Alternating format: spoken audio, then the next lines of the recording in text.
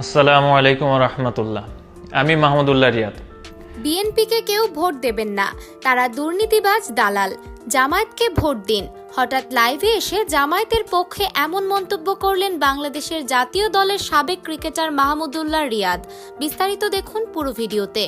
দর্শক, এবারের জাতীয় নির্বাচনে ক্ষমতাচ্যুত আওয়ামী লীগের অনুপস্থিতিতে শুরুতে অনেকেই ভেবেছিলেন বিএনপির জয় সহজ হবে, কিন্তু সময় গড়ানোর সঙ্গে সঙ্গে দলটির সামনে নানামুখী চ্যালেঞ্জ স্পষ্ট হয়ে উঠছে। জুলাইয়ের গণঅভ্যুত্থানের পর রাজনৈতিক পট পরিবর্তনের প্রেক্ষাপটে বিএনপির পুরনো মিত্র জামায়াতে ইসলামীর সঙ্গে তাদের প্রতিদ্বন্দ্বিতা দিন দিন বাড়ছে।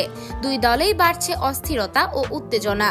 রাজনৈতিক বিশ্লেষকদের মতে এই অস্থিরতার প্রভাব পড়ছে নির্বাচনী প্রচারণাতেও। শীর্ষ নেতৃত্বের বক্তব্যে দেখা যাচ্ছে বাকযুদ্ধ।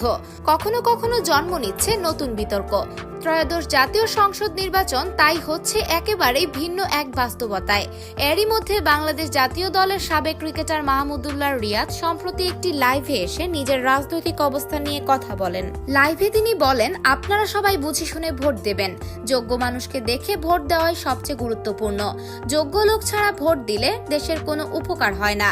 তিনি আরো বলেন, বর্তমান রাজনৈতিক পরিস্থিতি পর্যবেক্ষণ করে তিনি কিছু দল নিয়ে হতাশ। বিশেষ করে বিএনপির সাম্প্রতিক কর্মকাণ্ড নিয়ে অসন্তোষ প্রকাশ করে মাহমুদুল্লাহ রিয়াদ জানান, তার মতে বিকল্প হিসেবে ভোটাররা জামায়াতের দিকেও নজর দিতে পারেন।